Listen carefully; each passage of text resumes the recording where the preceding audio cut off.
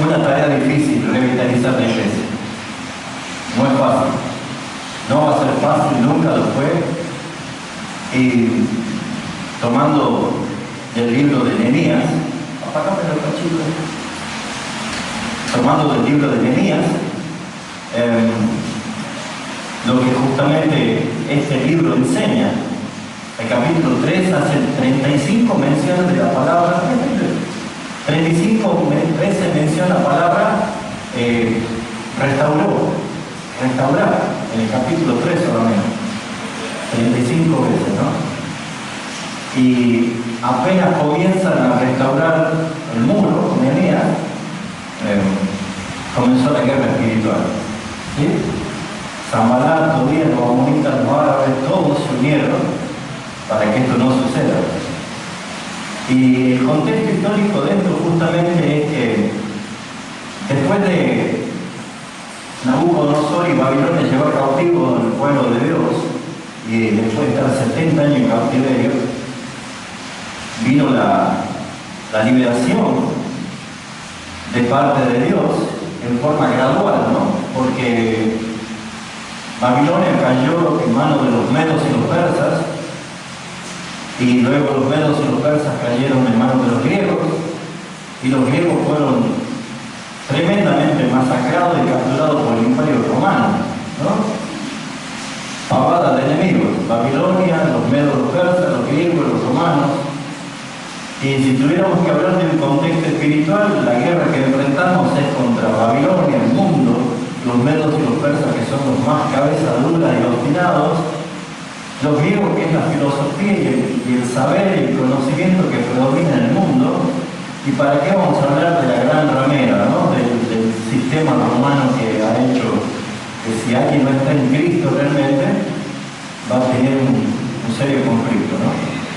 Pero si está en Cristo, estos espíritus inmundos que batallan contra la iglesia, estos principados, estos gobernantes, actualmente siguen atacando.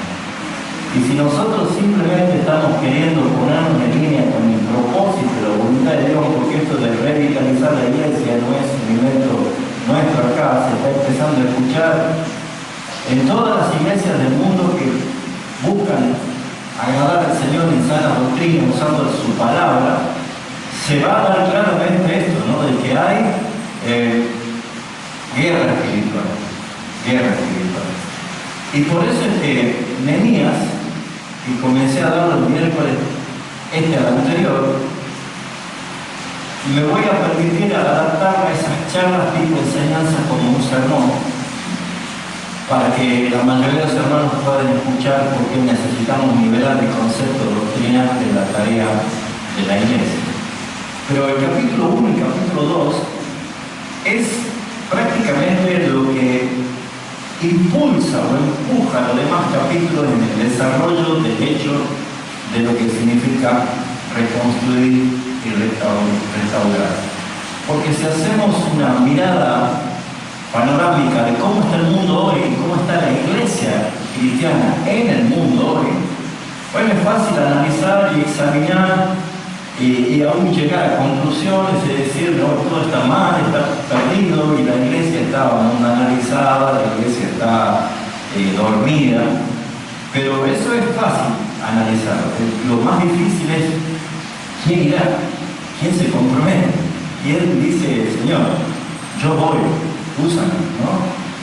Entonces el propósito de este sermón hoy es alentarlo, convencerlo y ayudarlo, hermano, que usted y yo como iglesia tomemos la decisión de ser usados por el Señor para reconstruir la imagen de la iglesia de Cristo en Tucumán y ser parte de lo que reconstruye la imagen de Cristo en la iglesia en Argentina y por qué no en todo el mundo, porque su iglesia es especial, es única.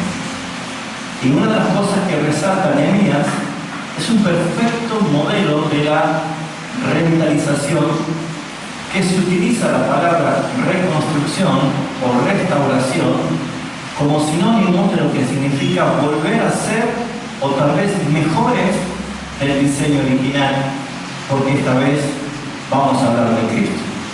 Así que le invito a que me acompañen al capítulo 1 y capítulo 2 para tomar lectura. Como hoy está lloviendo mucho, no se van a ir temprano hasta que pare, ¿no? Así que voy a tomarme todo el tiempo necesario para charlar. Palabras de Nehemías, hijo de Icarías, aconteció en el mes de Kisleu. En el año 20, estando yo en Susa, capital del reino, ese era en Persia, reino de Persia, vino Anani, uno de mis hermanos, con algunos varones de Judá, y les pregunté por los judíos que habían escapado, que habían quedado de la cautividad, y por Jerusalén. ¿Cómo está mi familia? ¿Cómo está la iglesia? ¿Y cómo está la ciudad? Una visión panorámica, ¿no? Deseo de saber. Versículo 3. Y me respondieron: el remanente, los que quedaron en cautividad allí en la provincia, están en gran mal y afrenta, y el muro de Jerusalén derribado y sus puertas quemadas por fuego. ¿Cuál fue la respuesta de Nehemías? Cuando oí estas palabras me senté y lloré, hice duelo por algunos días, y ayuné y oré delante del Dios de los cielos, y dije: escuche esa oración que hace Nehemías. Te ruego, oh Jehová, Dios de los cielos, fuerte, grande y temible, que guardas el pacto y la misericordia de los que te aman y guardas sus mandamientos. Esté ahora atento tu oído y abierto tus ojos para oír la oración de tu siervo que hago ahora delante de ti día y noche, por los hijos de Israel, tus siervos, y confieso los pecados de los hijos de Israel que hemos cometido contra ti. Sí, yo y la casa de mi padre hemos pecado. En extremo nos hemos corrompido contra ti y no hemos guardado los mandamientos, estatutos y preceptos que diste a Moisés tu siervo. Paréntesis, ¿se dio cuenta de lo peligroso que es alejarse de la palabra del Señor? Ese es un principio, ¿no? Por no haber guardado la palabra ha pasado todo esto. Continuemos, versículo 8. Nehemías dice: acuérdate ahora de la palabra que diste a Moisés tu siervo, diciendo: si vosotros pecareis, yo os disiparé por los pueblos, pero si os volviereis a mí y guardareis mis mandamientos y los pusiereis por obra, ¿qué dice la palabra? Aunque vuestra dispersión fuese hasta los extremos de los cielos, de allí os recogeré y os traeré al lugar que escogí para hacer habitar mi nombre allí.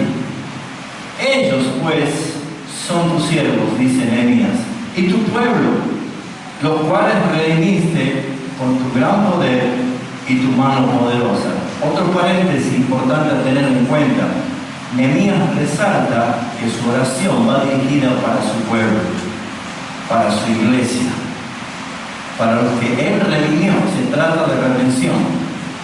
Y es importante entender que si nosotros somos su pueblo, su iglesia, su pueblo redimido, nos va a hablar el Señor en este día también.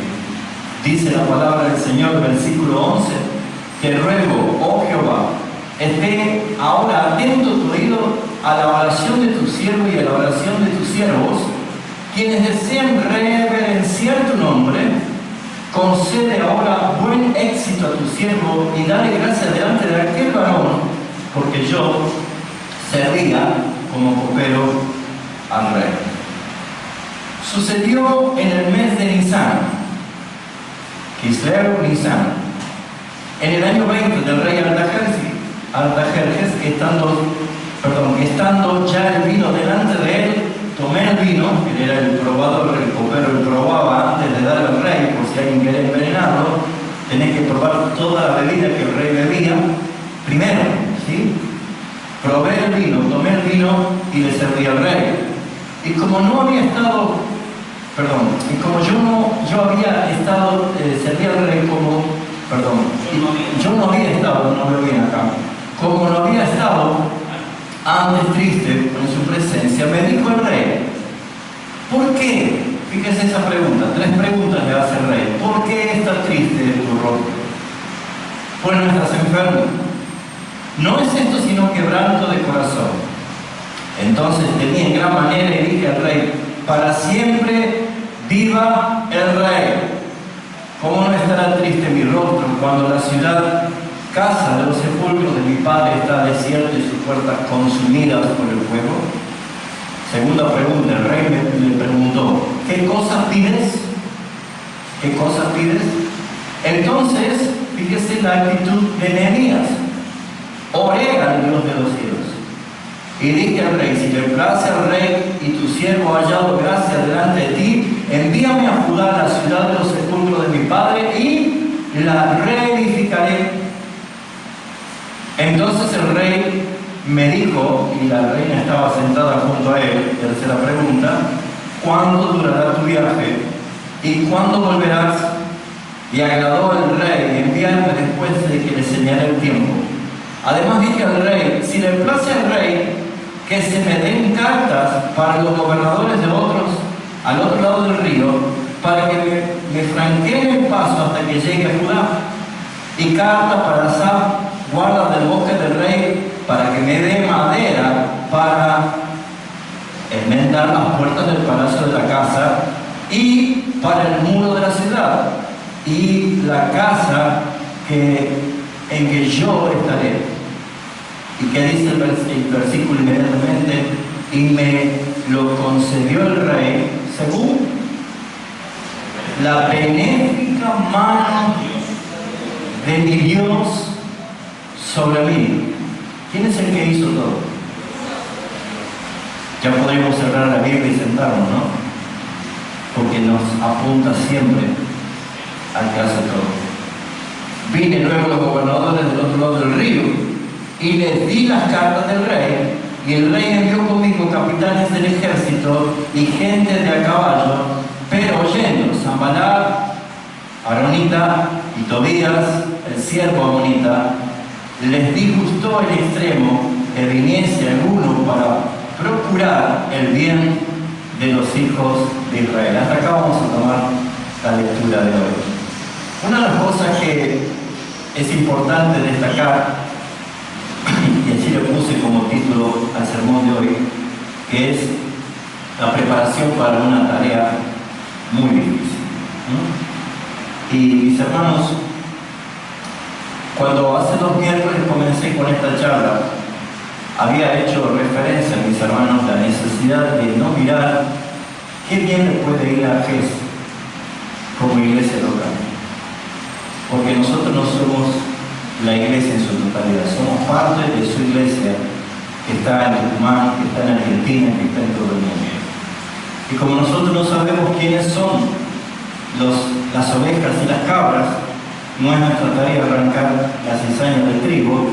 Nosotros simplemente debemos preguntar por el estado de la iglesia en Tucumán, preguntar por los hermanos de otras congregaciones, y si están en gran afrenta, si están en gran mal, por haber extraviadose de la palabra, por haberse alejado de la palabra, por no haber guardado su palabra, la necesidad es que la revitalización sea lo que genere un avivamiento en Tucumán.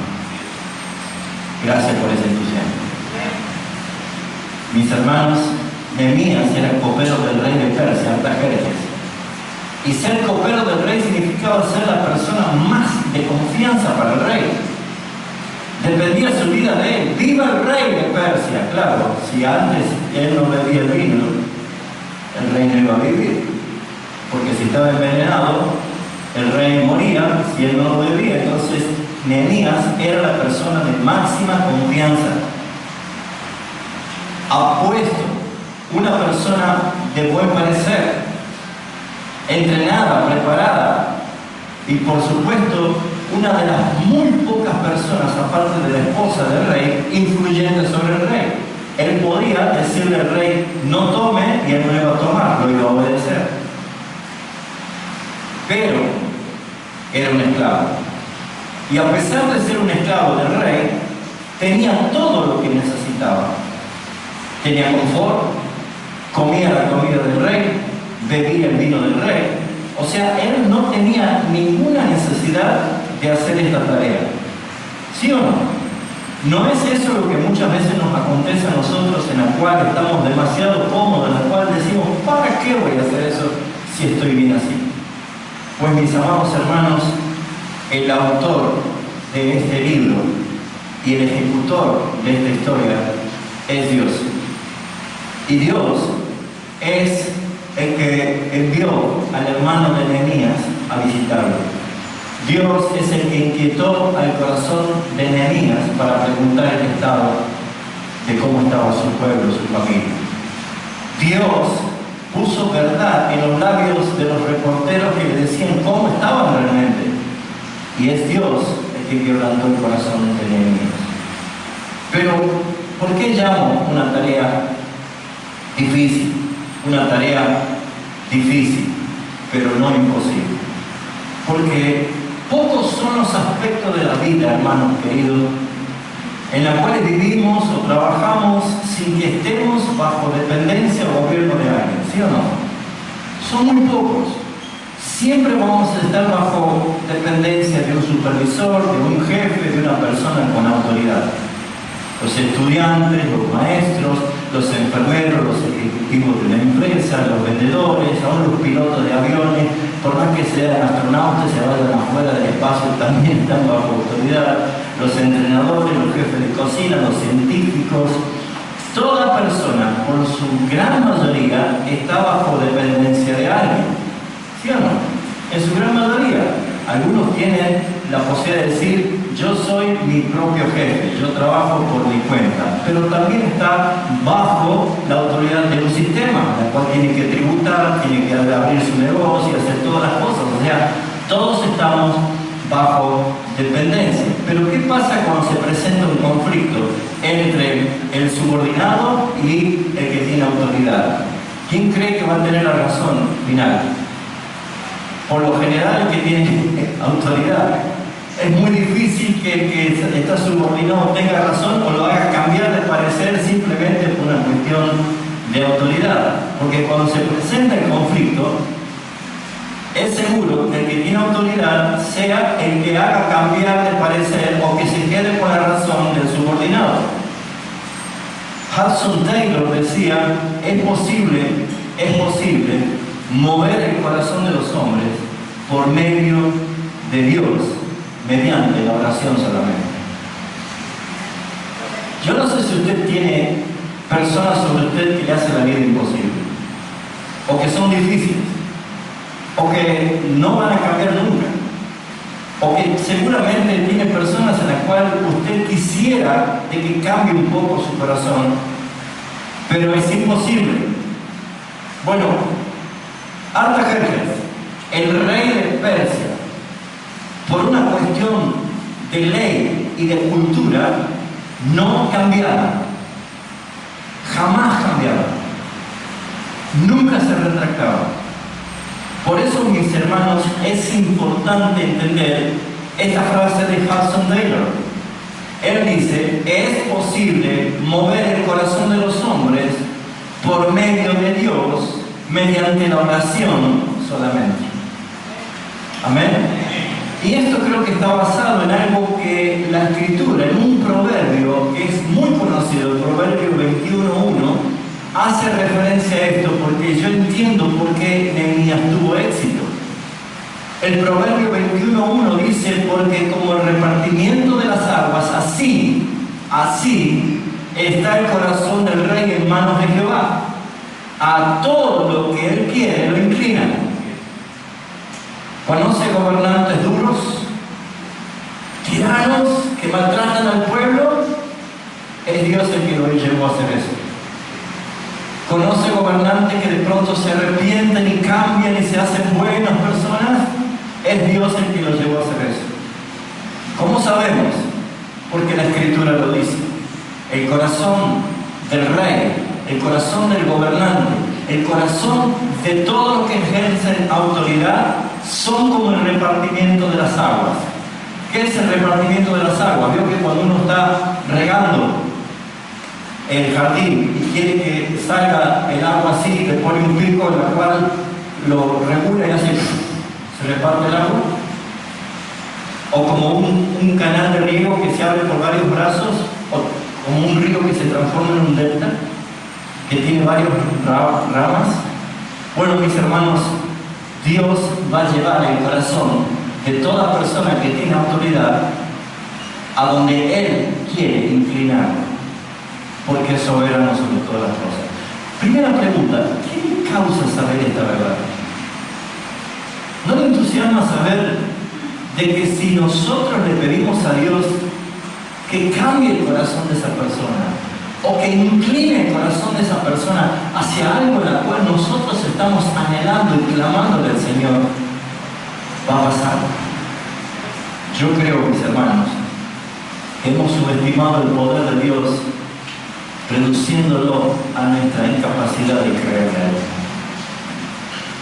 Él es suficiente para transformar todo lo que quiere y generar verdaderos avivamientos si nosotros nos ponemos en línea de sus propósitos. El Señor tiene en su mano el corazón del rey. Artajerjes estaba en las manos de Dios. Y no importa si él creía en Dios o no creía en Dios, no me interesa. Dios tenía autoridad. Por el hecho de que el Señor tiene el corazón del rey en su mano, literalmente hace que se incline hacia la dirección que Dios quiere. Cuando yo estaba estudiando esto, sobre la necesidad de empezar a la iglesia local a orientarnos sobre lo que es la revitalización, yo quiero que usted simplemente empiece a permitirse a imaginar o a deducir qué cosas creen ustedes que en Tucumán no se puede hacer como iglesia porque la autoridad no nos deja o porque no nos permite o porque vamos a tener en contra. Todo lo que usted considera que es difícil, imposible, complicado, ya sea gobernante, ya sea lo que sea, déjeme decirle que no interesa cuál sea la oposición. Dios es el que inclina el corazón para donde Él quiere.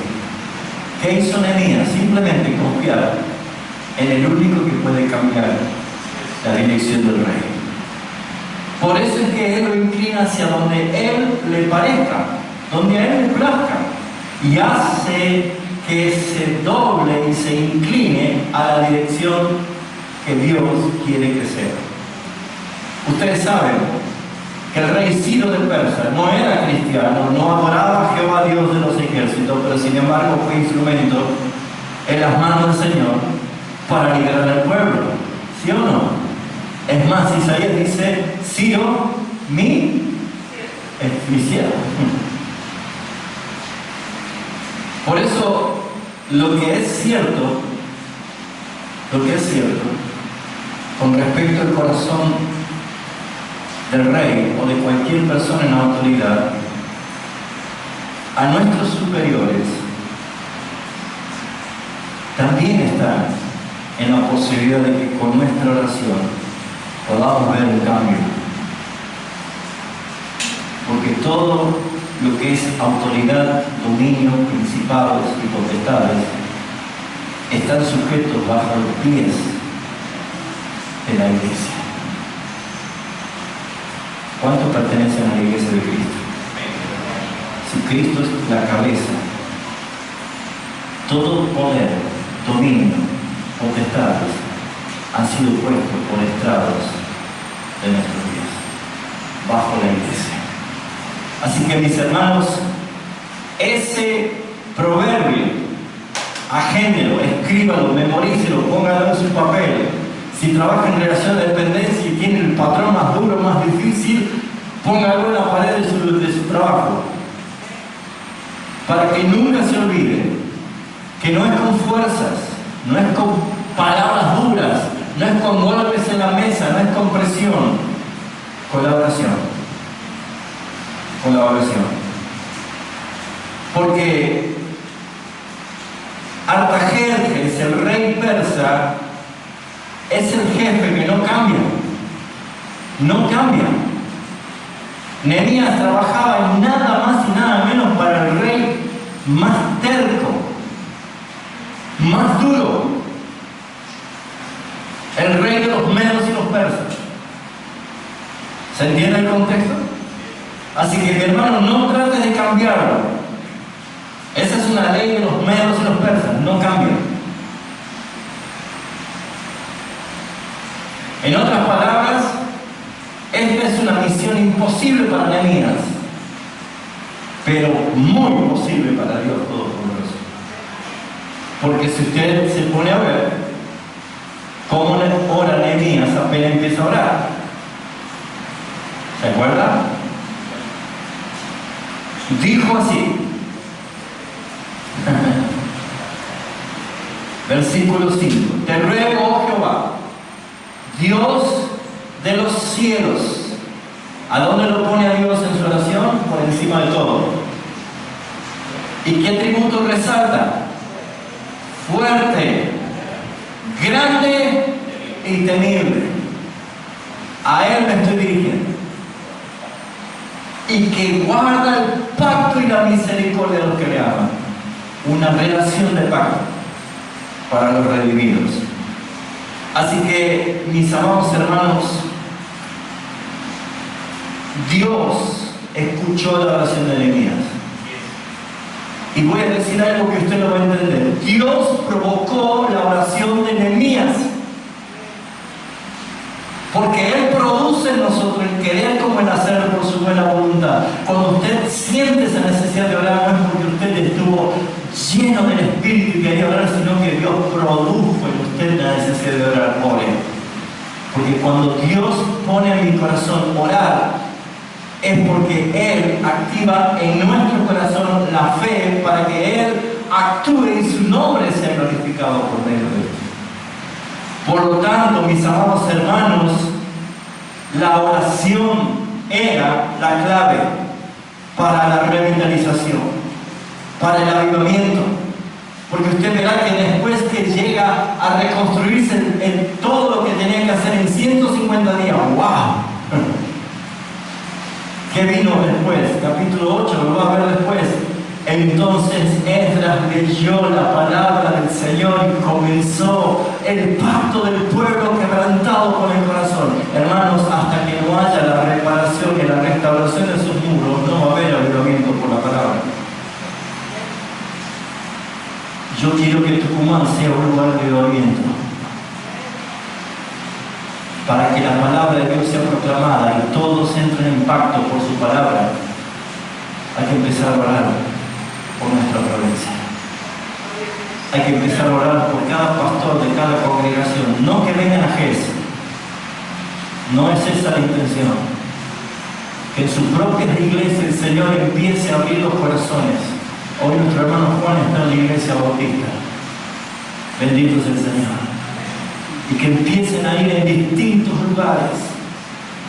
Que el Señor empiece a invitarlos a ustedes también a ir a otros lugares a predicar a Cristo y su reino y su señoría.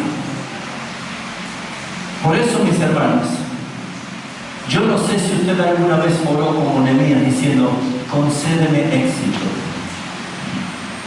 ¿Qué oración? ¿Qué modelo? Concédeme éxito.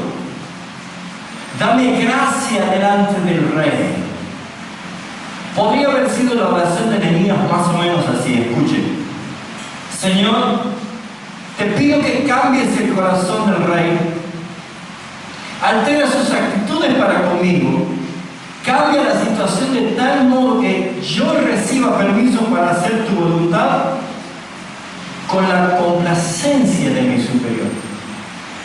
¿Habrá sido así la oración? Nehemías oró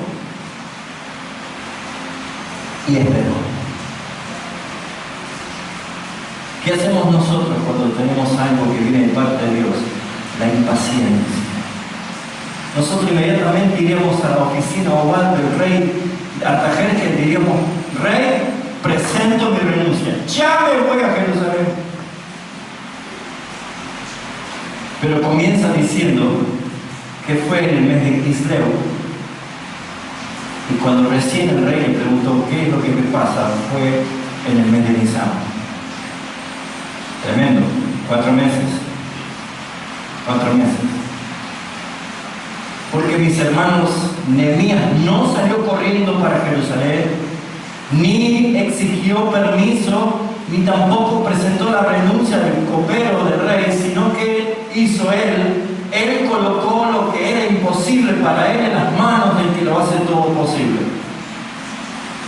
Yo creo que debemos nosotros empezar a ver esto así, porque más de lo que Dios nos está dando, no nos va a dar mientras nosotros no comencemos a dar de gracia lo que recibimos de gracia.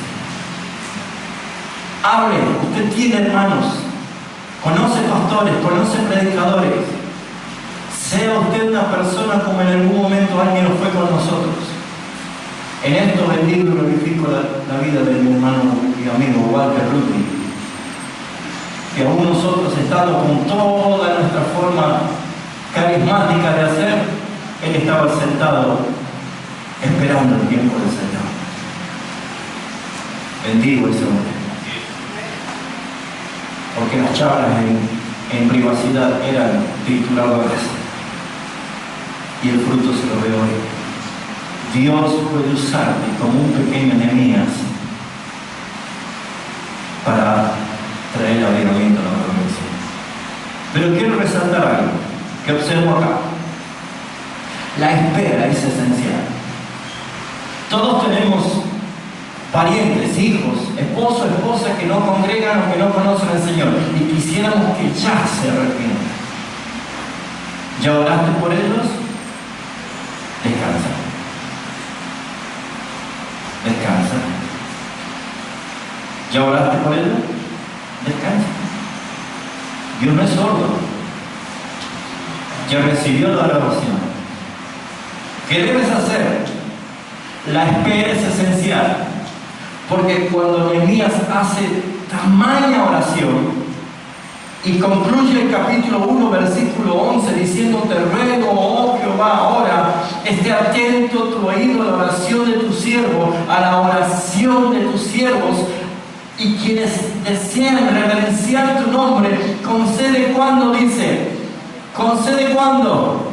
Ahora, decía Nehemías, que sea ahora, que sea ya. Nehemías estaba en esta posición. Si estoy apelando al Dios poderoso de los cielos, ahora, Señor, concede. ¿Vio cómo a la iglesia pentecostal le gusta decir eso? ¡Ahora!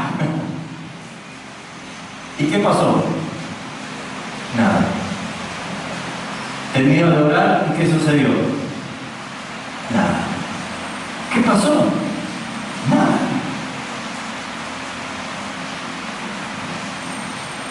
Por lo menos no ocurrió nada de inmediato, ¿no? Ni una señal, ni una visión, ni un sueño, ni una paloma que se cruce, ni un arcoíris que aparezca, nada. La historia comienza en el mes de Kislev y se reanudó ¿cuándo? En Nisan. O sea, comienza en diciembre y el rey recién le pregunta en abril. 4 meses. ¿Qué hace usted cuando no hay respuesta de la oración? Se desespera.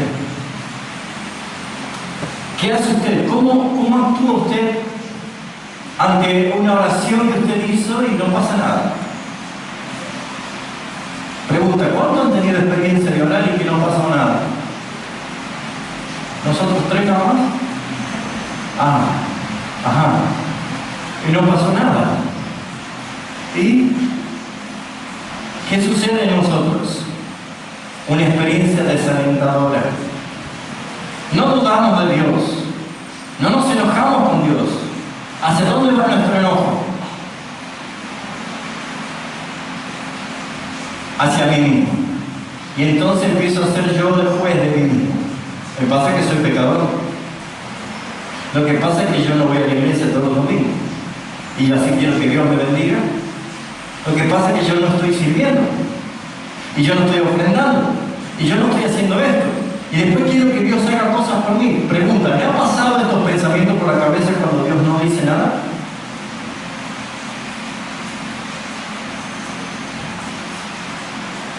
O tal vez en algunos casos empezamos a preguntar: Señor, ¿está ahí? ¿Estás ahí? ¿Pasó algo, Señor? ¿No me has escuchado, Señor? ¿No me tenés en cuenta, Señor?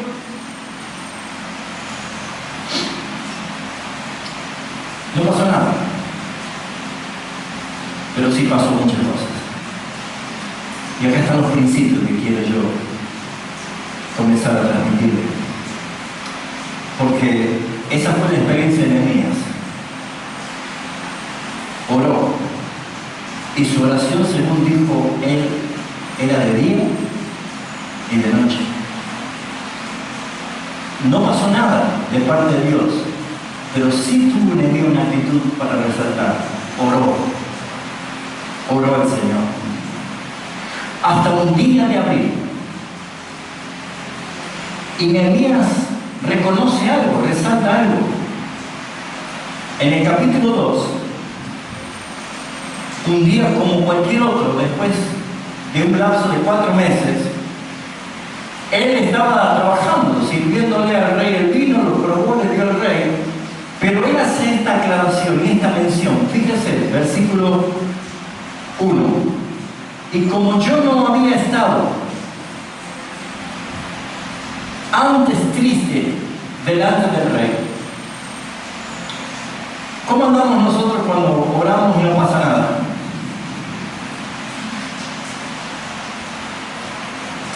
Nehemías ayunó. ¿Cómo andamos nosotros cuando ayunamos?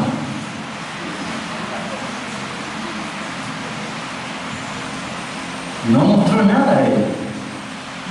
Nunca mostró tristeza, nunca mostró pesar, nunca mostró pena. Porque cuando alguien confía en el Señor, confía. Confía. Pero ese día se quebró. Nunca había estado así yo delante del rey. Nunca me había visto triste. Entonces el rey le hace la primera pregunta. ¿Por qué? Porque ese día de abril, después de 4 meses, después de que nada había ocurrido, cuando él había orado, le invadió la tristeza.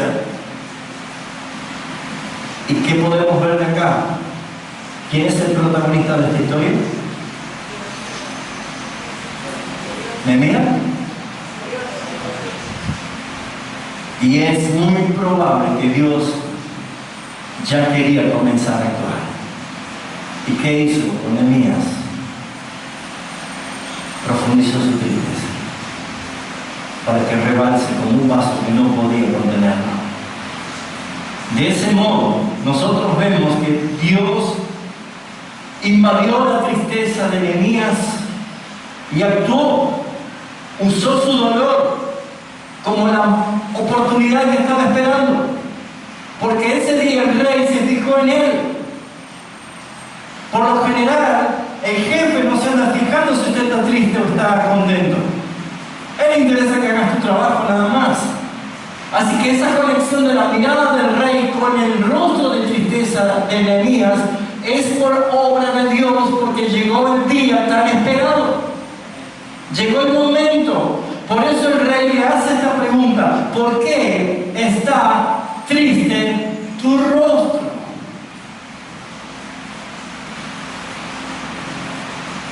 Nehemías había abandonado su preocupación en las manos del Señor, confiaba en el Señor hasta el día que fue superado por la tristeza.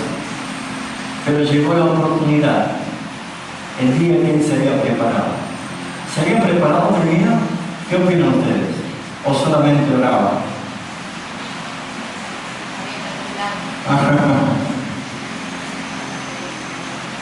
No era solamente.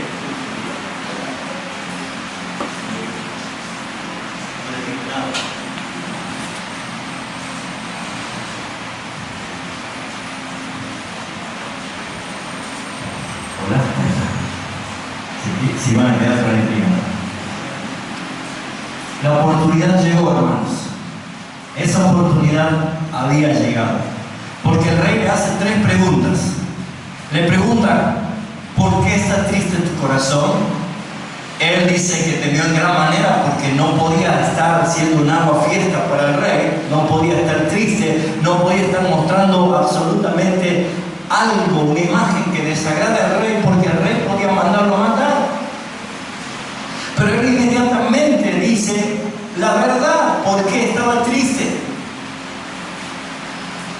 mis hermanos, la relación de esta enseñanza con nuestra actualidad es que no tenemos nada que celebrar, ni que festejar, ni que sentirnos gozosos como iglesia local si nosotros vemos a nuestros hermanos de otras iglesias cada vez más extraviados, porque son nuestros hermanos,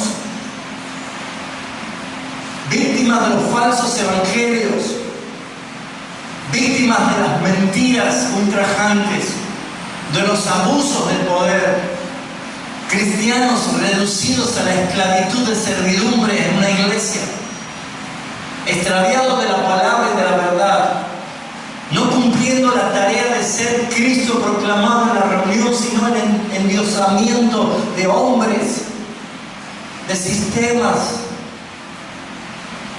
No puede haber en nosotros alegría.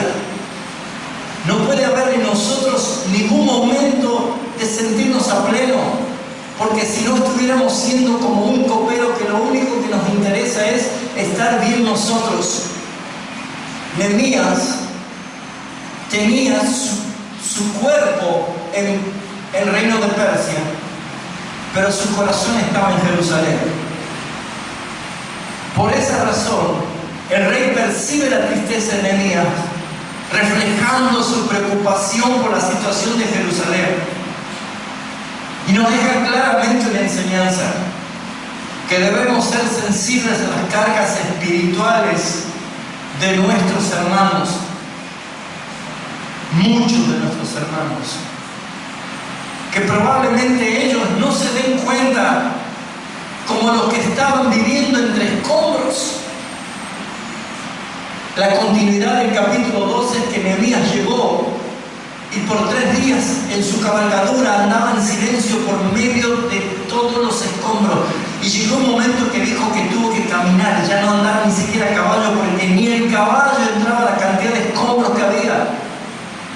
Y si usted se da cuenta, habían sacerdotes, habían principales, habían familias enteras que estaban viviendo allí, sin muros, sin puertas, en medio de los escombros, sin adoración, sin alabanza, solamente expuesto a la amenaza de los enemigos.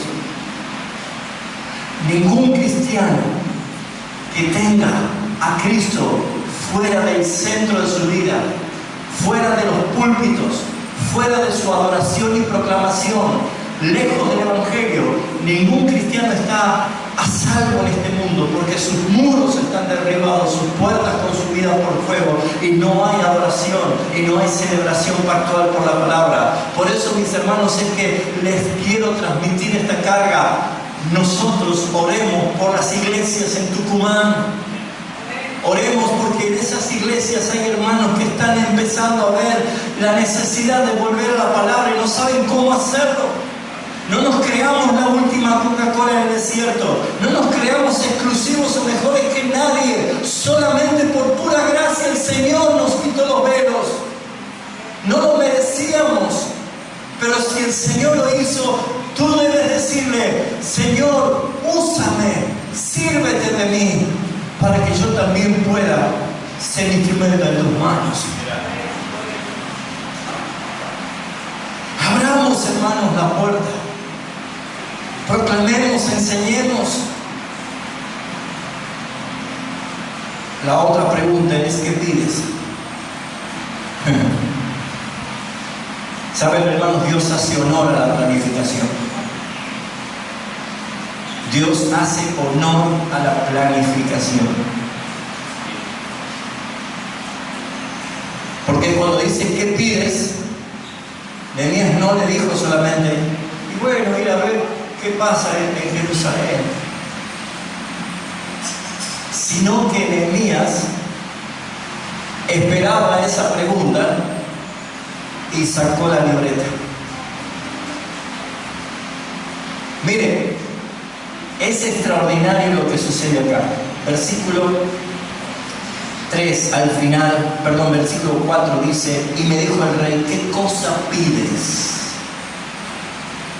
¿Saben que hay que estar preparado para esa pregunta? ¿Sí o no? Hay que estar preparado. Mire, si usted le pregunta: ¿qué es lo que usted desea? Mire, le voy a contar una anécdota. Ya pasó, ya vamos para 33 años casados. 34, perdón. Nosotros teníamos un tío de mucho dinero, un empresario acá en Tucumán. Y nosotros con Caro nos estábamos por casar. Nos hizo ir a su oficina y nosotros decíamos, bueno, el tío va a hacer algún regalo, capaz que nos va a pedir una heladerita o no sé. Y dice, chicos, estando ahí en la oficina, les voy a pagar la luna de miel. ¿A dónde quieren ir? Y como no estábamos preparados, inexpertos, y nos agarró frío, y dijimos, ¿y a Salta? Y fuimos a Salta, cuando podríamos haber dicho el Caribe, Cancún, Francia. Así que los que se están por casar y les hacen esa pregunta, y nos fuimos a Salta, ¿no? Pasamos lindo, obviamente, ¿no? Pero cuando alguien te pregunta, no sé si alguna vez te preguntaron y vos dijiste, ¿qué quiere tomar? Una Manaos. Y te podría haber dado una coca, ¿no? Nehemías no estaba improvisado. Esos 4 meses fueron clave. Pregunta, usted quedó hace tanto tiempo por eso al Señor que para usted es imposible. ¿Qué está haciendo? ¿Se está preparando para la oportunidad? ¿Se está preparando para esto? Yo creo, hermanos, que desde el 2008 que el Señor nos sacó los velos y empezamos a entender la sana doctrina, nos venimos preparando. ¿Venimos o no, Eduardo? ¿Sí o no, hermano? ¿Venimos preparándonos o no? Dios ha provisto de maestros, hermanos que enseñan la palabra, hemos tenido seminarios. ¿Saben, hermanos? Preparación. ¿Para qué? Para que si este año el Señor dice, ¿qué quieren hacer?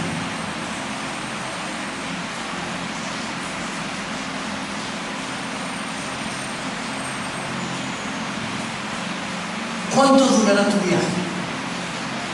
¿Cuándo volverás? Nehemías tenía todo planificado. Usted podrá ver, Dios honra la planificación, no la improvisación. Planifique su vida. Planifique. Planifique. Por fe. ¿Sí o no?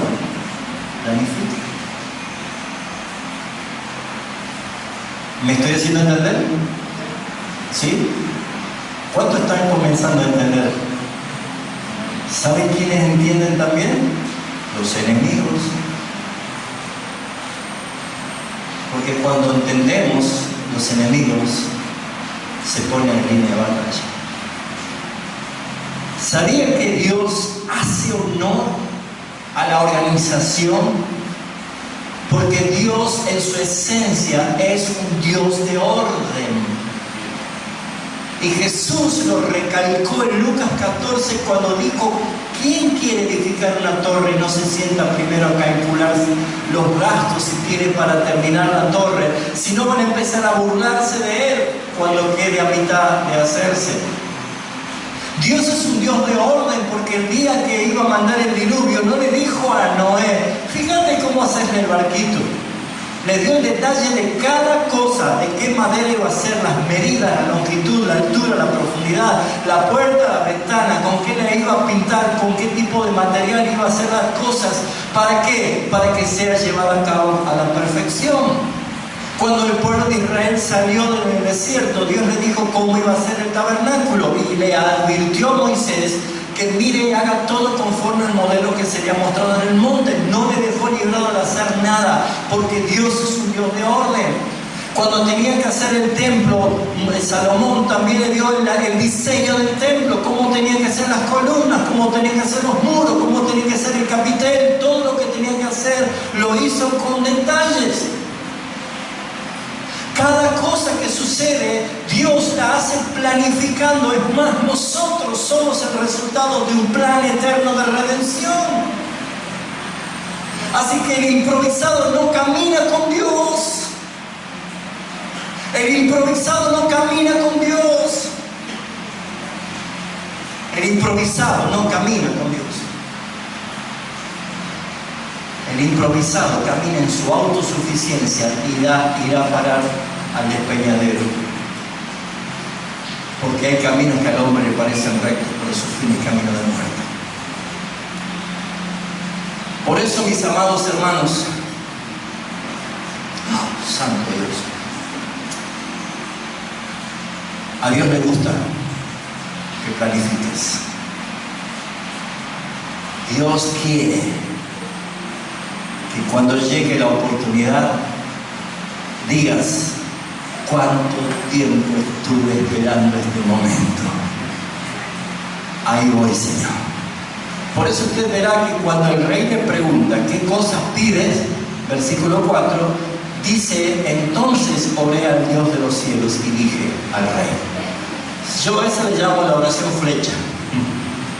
¿Cuánto tiempo le habrá tardado a Nehemías hacer esa oración? ¿Por qué no le dijo: oh rey, permítame que vaya al aposento a orar un par de horas y entonces le voy a decir qué dice el rey? ¿Cómo habrá sido esa oración? ¿Habrá dicho: ahí voy, Señor? Es todo, amén?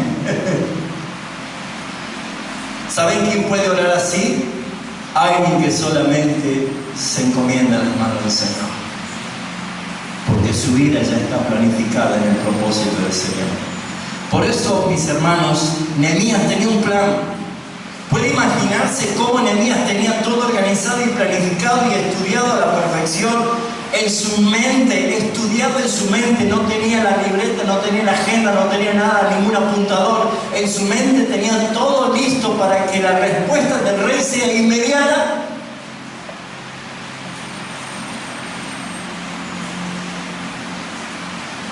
¿Qué sucede si alguien ora y pide éxito a Dios, pero no planifica ni organiza esperando esa oportunidad? Se le va a pasar el tren, ¿no? Me acordaba del tren. Se le va a pasar la oportunidad. Ahora la pregunta: ¿usted está preparando lo que realmente espera del Señor? ¿Se está preparando? La fe sin obras es muerta. En una tribu de África que no llovía nunca, llegó un pastor, un predicador a enseñarle de la fe. Y una de las cosas que decía el pastor era: debemos confiar que si oramos a Dios para que llueva, Dios va a mandar lluvia. Entonces empezaron a orar y un día se fueron todos a una montaña a esperar que llueva. Y el único que llevó un paraguas fue un chiquito, un negrito, chiquitito, llevó un paraguas. Y ni siquiera el pastor llevó el paraguas. Entonces dice: ¿por qué llevas paraguas? Y porque va a llover, dijo el niño.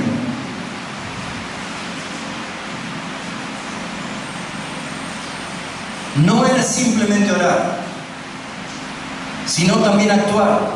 Obrar con fe en lo planificado, organizar todo en el momento. Porque, mis hermanos, ¿qué hace Dios? Dios da éxito a los que le buscan en intimidad para que luego en lo público sea recompensado. Si nosotros estamos enfocándonos y empezamos a pedir: Señor, trae avivamiento en Tucumán, despierta el corazón de los pastores de todas las iglesias de Tucumán, aviva las obras que estás haciendo en cada uno de ellos, que tu santa y bendita palabra sea entronada en los púlpitos de las iglesias de Tucumán. ¿Creen que estamos orando en contra de lo que Dios quiere? Pues si Dios quiere ser glorificado a través de esto, mis hermanos, oremos, pero también preparémonos. Usted empiece a estudiar y empiece a prepararse, porque en algún momento alguien le va a decir: contame de qué se trata lo que vos practicás o estudiás. ¿Qué le va a decir, mis hermanos? Por eso el hecho de andar por fe no significa andar de una manera desordenada o al azar. Es estar preparado. Artajerjes tuvo que enviarlo con permiso, con autoridad, porque Dios es el que estaba con Nehemías. Y fíjense ustedes que era solo cuestión de tiempo. Pasaron 4 meses, que parecía que no pasaba nada, pero Dios estaba inclinando el corazón del rey a lo que iba a pedir Nehemías. Pero notemos la aclaración que hace Nehemías en el versículo 8, que dice claramente: y me lo concedió el rey según la mano benéfica de Dios sobre mí. Amén. La mano benéfica sobre mí se la vio cuando cambió el corazón del rey y la alineó en el propósito de Dios. Si oramos para que Dios cambie los corazones que están en autoridad y se alineen en el propósito del Señor, vamos a comenzar a ver más iglesias de sana doctrina. No me seduce ser la única, espero que haya más. Y oro para que haya más. Y oro para que todas las iglesias en Tucumán sean testimonio de sana doctrina. No es la idea de explotar de gente acá. No es ese fin. El cambio de corazón fue la mano benéfica de Dios sobre el rey. El orar y el esperar van de la mano siempre. Es la manera en que Dios pone su mano benéfica. La fe es un sinónimo de orden, no de desorden. Y debe estar preparado para enfrentar la oposición, porque va a venir oposición. Pero la pregunta es, ¿quién lo hará? ¿Podrá el pastor Raúl hacerlo? ¿Podrá el pastor Eduardo hacerlo? ¿El pastor Nicolás? ¿Podrá el hermano Oscar? ¿Podremos nosotros? Ya no tenemos a Nehemías. Nehemías está muerto, hermanos. Él no resucitó. Ya no está Nehemías. ¿Y quién más podría hacerlo? ¿Quién puede hacer la tarea que ya no la puede hacer Nehemías y no la podemos hacer nosotros? Pues es momento de mirar a Cristo. Porque Cristo es el que tuvo compasión de este pueblo y de su pueblo. Cristo, así como Nehemías, es el que tuvo compasión. Cristo, así como Nehemías, preguntó por su pueblo cómo estaba. Y su pueblo estaba cautivo en el pecado. Y es entonces en que él, delante del Padre, así como él habló delante del rey Artajerjes, el Padre le dio la autorización. El plan era enviar a su hijo a venir a este mundo a reconstruir lo que estaba arruinado. Jesucristo es el que debe ser mirado. Nehemías de copero pasó a ser constructor y de constructor pasó a ser gobernador. Jesucristo, de venir de ser un hijo de un carpintero, pasó a ser el que edifica su iglesia y ahora es Rey de reyes y Señor de señores. Hermanos, es a Cristo a quien tenemos que mirar. Él dijo: yo edificaré mi iglesia. Él no dijo: yo edificaré tu iglesia o usted edificará mi iglesia. Él dijo: yo edificaré mi iglesia. Hermanos, Nehemías es un poroto comparado con la persona de nuestro Señor Jesucristo. Si nuestra confianza está en Él, vamos a empezar a ver la obra completada acá en Tucumán, en Argentina y en todo el mundo, porque Él es mejor que Nehemías. Él es el que no solamente fue al Padre para recibir la autoridad, porque Él dijo siempre: yo no vine a hacer mi voluntad, sino la que el Padre me envió. Jesucristo, así como Nehemías le pidió todas las cosas necesarias, madera, piedra y todo lo que hacía falta para reconstruir, mis hermanos, Jesucristo, Él vino a traer todo para la reconstrucción de su pueblo, comenzando por su propia vida y la sangre preciosa que derramó. Hermanos, si Nehemías oraba de día y de noche por la restauración de su pueblo, nosotros tenemos a Cristo que vive para interceder por nosotros todos los días en forma incansable. Él es el que ora por nosotros. No ponga su mirada ni en el pastor, ni en los pastores, ni en ningún superhéroe que va a aparecer en Tucumán a traer un avivamiento. Nuestra mirada tiene que estar en Jesucristo, mis hermanos, porque Él es el autor y el consumador. Porque Él es el Señor de señores, el Rey de reyes. Así como Nehemías dejó el reinado como copero, Jesús dejó su reino de gloria y se vino a ser un sirviente. Queridos hermanos, revitalizar la iglesia para nosotros es una tarea imposible, pero para Cristo no lo es. Y saben, mis hermanos, estamos en el tiempo final. Y Él habló en su palabra diciendo que Él no viene a buscar una iglesia débil, enferma, arrugada y ensuciada por el pecado. Él viene a buscar a su iglesia como santa, pura, limpia, sin mancha, sin arruga, resplandeciente, poderosa. La iglesia de Jesucristo, para llegar así, es porque antes de que Él venga, Él va a empezar a avivar su obra en medio de los tiempos. Y si usted lo casó la idea, si usted entendió el mensaje, pues usted dejará de poner en primer lugar sus cosas y empezará a poner en primer lugar a Cristo, su plan, su idea, lo que Él quiere hacer. Pues entonces usted será llamado también como un instrumento en las manos del Señor. Le aconsejo que lea todos los capítulos de Nehemías. Verá que en el capítulo 7 ya es proclamado gobernador. ¿Saben que Nehemías no volvió a Artajerjes? No volvió. Pero ¿saben quién vino y sí volvió? Y volverá a buscarnos para estar con Él. Si nosotros queremos revitalizar la iglesia con instrucciones y estrategias humanas, vamos a fracasar. Ya lo han intentado muchos. ¿Se acuerda alguno el consejo de Gamaliel? Por allá, por Hechos de los Apóstoles, más o menos. Que lo tenían a Pedro y a Juan encarcelados y lo habían azotado y lo querían matar. ¿Qué dijo Gamaliel? Déjenlo, que se vaya. Ya han habido otros antes que se decían que eran importantes, ¿no? Y habían juntado un cierto grupo de personas, pero después, ¿qué pasó? No pasó nada.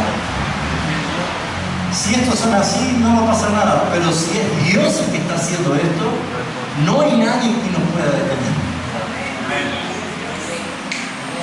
¿Saben que en la historia de la iglesia estos 20 siglos han habido muchas estrategias de ir al crecimiento que han resultado? Y hoy no pasa nada. Pero cuando Dios despierta el corazón,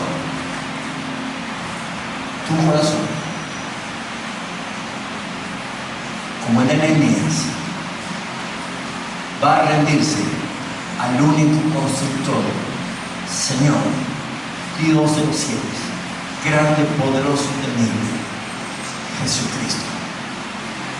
Cuando nosotros decimos, Señor, tú edificas, vamos a acompañarte, vamos a hacer la obra contigo. Amén.